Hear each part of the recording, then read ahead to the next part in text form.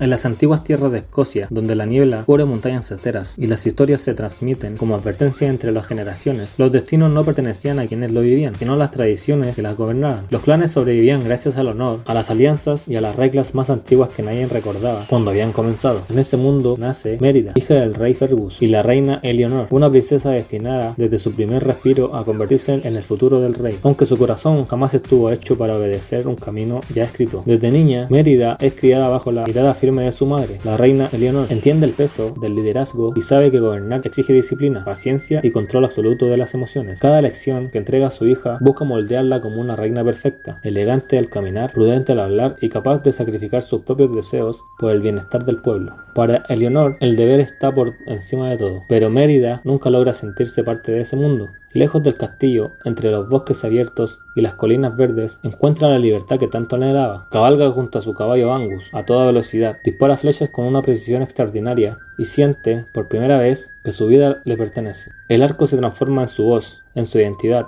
en la prueba de que puede decidir quién quiere ser. Mientras su madre representa la tradición y el orden, Mérida encara el cambio y la independencia. El rey Fergus, antiguo guerrero marcado por la pérdida de su pierna en una batalla contra el temible oso Mordu, observa con orgullo la valentía de su hija. Ve en ella el espíritu indomable de los antiguos héroes, aunque también comprende que esa misma fuerza puede convertirse en el conflicto dentro de un reino que depende del equilibrio político. El choque entre madre e hija se vuelve inevitable. Cuando la reina anuncia que ha llegado el momento de cumplir la tradición más importante del reino, Mérida deberá casarse para asegurar la unión entre los clanes aliados. Los líderes MacGuffin, Mackintosh y Dingwall llegan al castillo acompañados por sus primogénitos, quienes competirán por la mano de la princesa en un torneo ceremonial. Para Eleanor, esta decisión garantiza la estabilidad del reino. Para Mérida, significa perder el control de su propia vida. La llegada de los clanes convierte el castillo en un caos lleno de rivalidades, gritos y demostraciones absurdas de fuerza. Los pretendientes, lejos de inspirar admiración,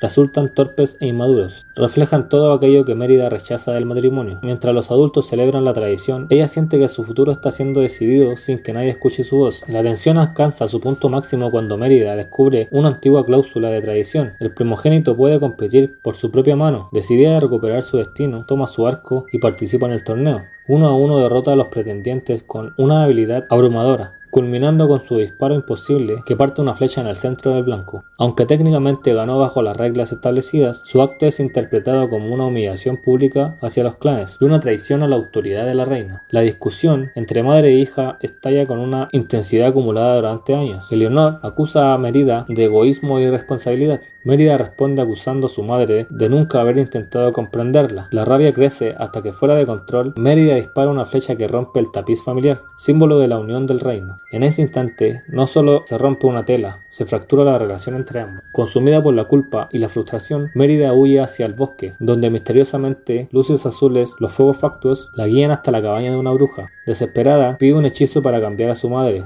convencida de que así podrá recuperar su libertad. La bruja le entrega un pastel encantado capaz de alterar el destino. Mérida regresa al castillo y logra que Eleanor lo coma. Al principio, nada ocurre, hasta que la reina comienza a transformarse lentamente en un oso. El horror invade a Mérida, cuando comprende que su deseo fue interpretado literalmente. A partir de ese momento, la historia cambia por completo. Mérida debe ocultar a su madre del reino, especialmente de Fergus, cuyo odio hacia los osos nace del trauma provocado por Mordu, el que le cortó la pierna. Madre e hija escapan al borde mientras buscan desesperadamente una forma de romper el hechizo antes del segundo amanecer, momento en el que el cambio se volverá permanente. Durante la huida, Eleanor comienza a perder su humanidad poco a poco. Sus gestos se vuelven salvajes, sus recuerdos se desvanecen y el lenguaje desaparece lentamente. Mérida, por primera vez, debe asumir responsabilidad total. Ya no lucha por escapar del deber, ahora lucha por proteger a quien siempre la protegió. En ese viaje silencioso, ambas comienzan a entenderse sin palabras. Mérida descubre el peso real del liderazgo que su madre cargaba cada día, mientras Eleanor comprende la necesidad de libertad que siempre vivió dentro de su hija. Mientras tanto, en el castillo, los clanes se acercan peligrosamente a una guerra. Sin la diplomacia de la reina, los viejos resentimientos resurgen. Mérida regresa para detener el conflicto, esto y por primera vez utiliza las enseñanzas de su madre para hablar con sabiduría y empatía. Comprende que la tradición y la libertad no son enemigos inevitables. El clima llega cuando la aparición de Mor'du, el enorme oso oscuro que representa las consecuencias de rechazar todo equilibrio, se revela que alguna vez fue un príncipe que deseó controlar su propio destino sin aceptar límites, convirtiéndose en un monstruo consumido por su orgullo. Mérida y Eleanor enfrentan juntos la amenaza. En el combate final, Eleanor arriesga su vida para salvar a su hija, demostrando que incluso atrapada en una forma salvaje, su amor permanece intacto. Mor'du es finalmente derrotado, y con el amanecer acercándose, Mérida corre desesperadamente para reparar el tapiz familiar que ella misma destruyó, cosiéndolo con lágrimas y arrepentimiento. Acepta su horror y comprende que cambiar el destino no significa destruir el pasado, sino reconciliarse con él. El hechizo se borra, Eleanor vuelve a ser humana, y madre e hija se abrazan, transformadas no por la victoria, sino por la comprensión mutua. Ninguna ha vencido a otra, ambas han aprendido a escucharse. El reino encuentra un nuevo equilibrio. Mérida no es obligada a casarse y los clanes acuerdan que cada uno podrá elegir su propio camino. El liderazgo deja de ser una prisión para convertirse en una responsabilidad compartida entre tradición y libertad.